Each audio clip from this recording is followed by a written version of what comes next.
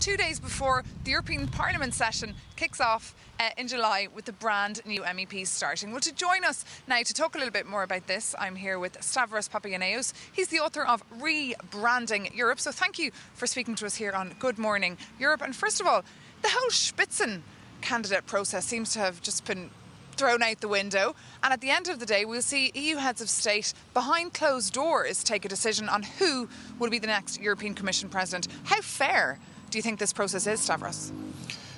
I am not quite sure that it is a fair procedure. It's a pity actually that it's not followed, because it marks a kind of loss of credibility towards the citizens of Europe, because if you start with a procedure, you have to follow this procedure, and you have not to say then we don't like the candidate because he has not enough experience, and to stop with that. It's not good. It's not good for the reputation of the European institutions. It's not good towards the citizens. And it's certainly very confusing towards the citizens. Just stay here close to me there, Stavros, and tell me more about that list that Donald Tusk will be presenting tonight. Who will be on that list? Well, I believe there will be some names. There will be, of course, Manfred Weber. There will be, I hear the name of Michel Barnier more and more. And who would be your preferred candidate? Who would you like to see President of the European Commission President? And what direction would you like to see it go? Well, I would like to see, I think Angela Merkel would be a good candidate. She has the experience, she's a strong leader, and she knows everybody. And I think she will give an added value to the European institutions. And the current European Commission is pretty bad at PR and communications. Do you think that a different type of European Commission President could shake up the way things are done, or is it set in stone? I think the new Commission has to make communication a strategic topic. I saw the last Commission having 10 strategic priorities where communication was not in there.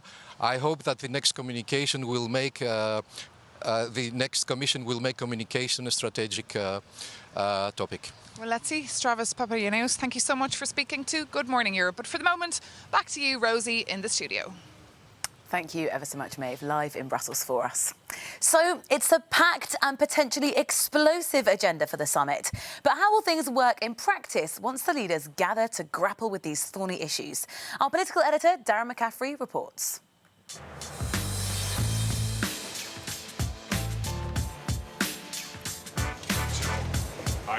Welcome to the EU Council building here in Brussels. This is the place where presidents, prime ministers and chancellors gather from across the EU to talk. And it is here that they'll stride down the red carpet. But before they do, let's take a sneaky peek at what they'll be talking about. First up is this issue of climate change. Now, the Greens got the best ever results in last month's European elections. And now the pressure is on EU leaders to get their climate plans together, not least of all to try and make the EU carbon neutral by 2050. One man who wants them to do more is the UN Secretary General Antonio Guterres. Ahead of this summit, he's calling for the EU to commit to more than halving greenhouse gas emissions by 2030. Next up is the issue of enlargement, or adding more countries to the EU. Now, earlier on this year, Macedonia changed its name to North Macedonia. Why? Because it has helped end a bitter and long-running dispute with its neighbour, Greece. The hope was that it would unblock the country's progress to joining the EU. But with pushback from France and the Netherlands, the final decision has been delayed until October. Next up, it's the question that's been echoing around the coffee shops here in Brussels. Who is going to get the EU's top job? Who is going to be the next Commission President? Now, the lead candidate from the European Parliament remains the EPP's Manfred Weber. But Donald Tusk has also been touring EU capitals, trying to come up with a list of names for the EU leaders to consider. Expected to be on that list is the Liberal, Margrethe Vestager, Socialist Frans Timmermans, and the Brexit negotiator, Michel Barnier. Well, let's get an insight from a man who knows about these things. We're joined by Alberto. Thank you very much for joining us. What are you looking out for at this council? Well. This council will be very important in terms of preparation time. Basically, the council, the head of state and government have to meet in order to discuss what kind of rules we're going to follow this time, because the rules are changing because the center of gravity in the parliament and the council do not overlap. So inevitably, the council cannot decide alone. This time has to follow the parliament. Last time, the parliament could actually choose because the two major mainstream parties, the Socialists and the EPP, they clearly had a majority. They knew they would have governed together. This time is not going to happen. But are we going to get a name this time? Some names will be circulating. Those names are those we call Spitzenkandidaten. Those names will be there. But obviously people are questioning, is Miss Vestager really a Spitzenkandidatin? Well, she has decided to run right after, but I think she's one of the names. But there might be some other names popping out of the box, and those names may be allowed into the process. But we are not there yet, because what is going to be the driving factor will be who is going to find a majority within the parliament, and that person will be the President of the European Commission. And if I don't really press you on it, who do you say is going to get that top job? Well, I see two names. I think Franz Timmermans and Margaret Vestager are today the most likely to find the support of the Greens and obviously the Liberals. So they clearly start with some advantage these days. Alberto, thank you very much. Thank you. Costing more than 300 million euros, this new building is affectionately known as the Egg. But as EU leaders gather here to discuss those contentious issues, do expect some cracks. Yes, EU summits happen all the time, but be in no doubt that this one will go a long way to help shape the future direction and look of the European Union for many, many years to come. 4 men will face murder charges for the shooting down of Malaysia Airlines flight MH17 almost 5 years ago, which killed all 298 people on board. The 3 Russians and 1 Ukrainian national were named by Dutch prosecutors on Wednesday, who said there was enough evidence to bring criminal charges. Evelyn Laverick reports. 5 years ago, the wreckage of Malaysia Airlines flight MH17 was scattered across these fields. The passenger flight was en route from Amsterdam to Kuala Lumpur when it was shot down over conflict-hit Ukraine, killing nearly 300 people on board. Now, for the first time, a Dutch-led joint investigation team has charged 4 suspects with murder. Igor Girkin, Sergei Dubinsky, Oleg Pulatov and Leonid Kharchenko. The 3 Russians and 1 Ukrainian were active in the rebel-held territory of Donetsk in 2014. The most prominent, Igor Girkin, was given the title of Minister of Defence. Their common goal in this period was to gain ground at the expense of the Ukrainian state and its armed forces. During these battles, anti-aircraft defence was used.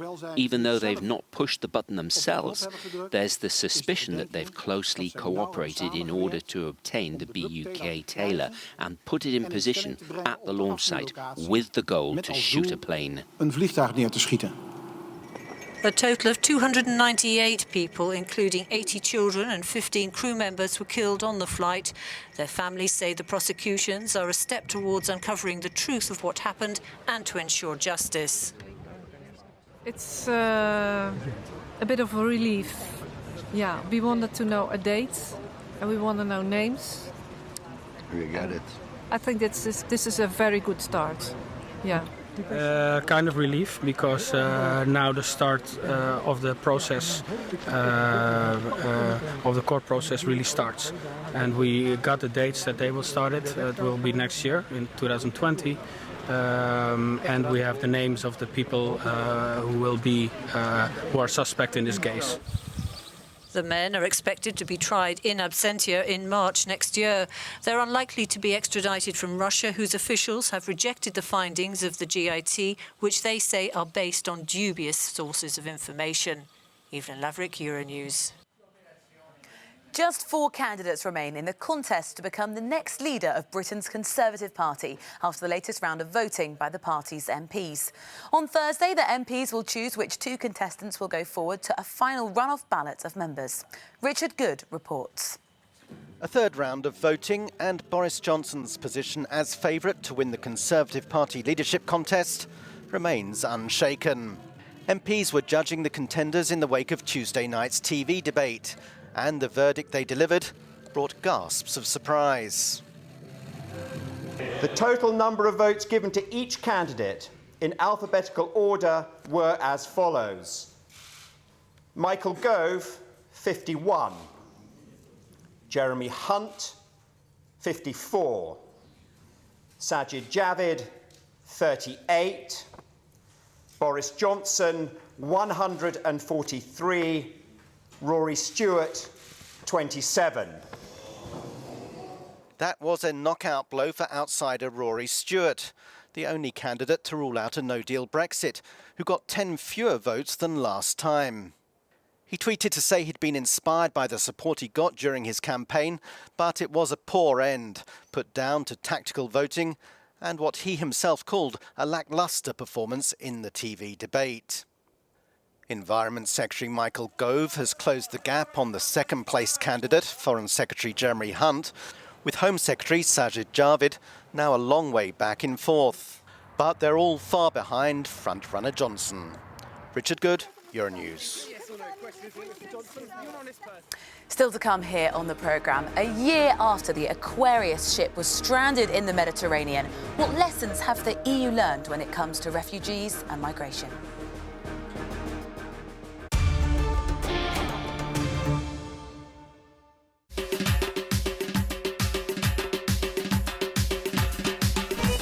Old Baku is incredibly well preserved. It's like going back in time. I look at these walls and I can see when they were brand new and the people who built them and what their lives were like, and it feels just like yesterday.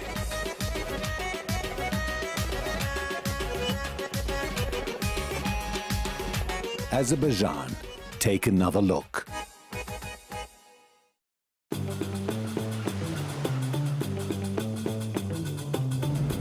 The Gnawa and World Music Festival celebrates its 22nd edition from June 20th to 23rd in Essaouira. Third World, Dinari Wen, Sushila Rahman, Baloji, Nabila Man, and the greatest Gnawa masters of Morocco await you for an exceptional edition. For more information, visit festival-gnawa.net and Facebook.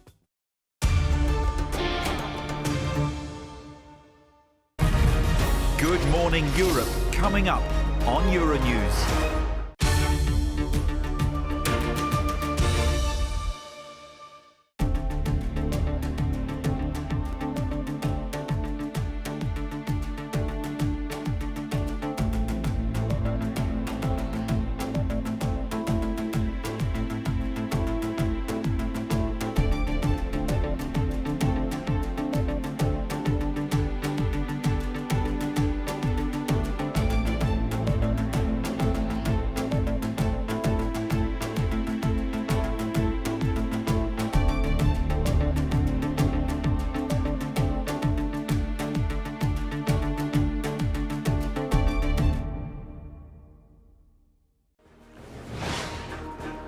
Your top story. European leaders are gathering in Brussels for what promises to be a bumpy two-day summit. They're meant to choose who'll fill the EU's top jobs, but there's little sign of agreement and no one has the upper hand. Also high on the agenda is mapping out the next 5 years. Leaders will discuss the bloc's long-term budget and address the issues of climate change. It's been a year since the plight of the Aquarius, an NGO ship carrying hundreds of migrants rescued from the Mediterranean. Denied entry to European ports, it was forced to remain offshore for 10 days. 12 months on, and there's still no unified position on how to treat migrants arriving on European shores. On World Refugee Day, Elena Cavalloni looks into how the EU is dealing with migration. June 2018. The NGO ship Aquarius spent 10 days at sea before being allowed to disembark more than 600 migrants in Spain. 1 year